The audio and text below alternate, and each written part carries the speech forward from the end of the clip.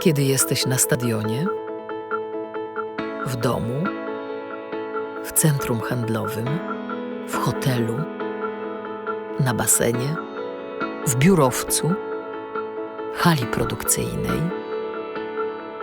to wszędzie wokół ciebie, po drugiej stronie ścian i podłóg, znajduje się tajemnicza sieć powiązań, której zawdzięczamy piękno, trwałość i użyteczność tak wielu miejsc, które odwiedzamy każdego dnia.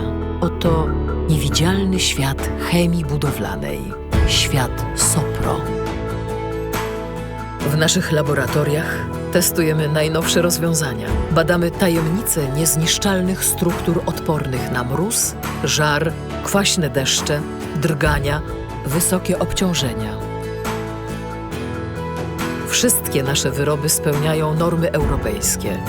Dlatego gwarantujemy szczelność, trwałość, czystość i wytrzymałość podjazdów, tarasów, murów z klinkieru, łazienek, basenów.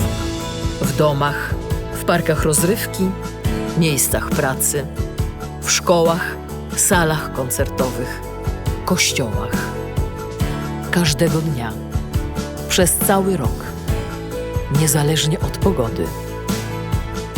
Bierzemy udział w realizacji najśmielszych projektów architektonicznych. Piękno czynimy użytecznym. Dewiza, że jakość jest najważniejsza, stale nas zobowiązuje.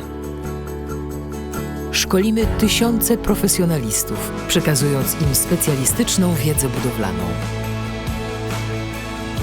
Budujemy miasta marzeń.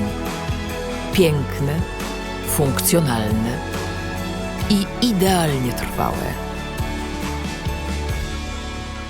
Sopro. Marka największego zaufania.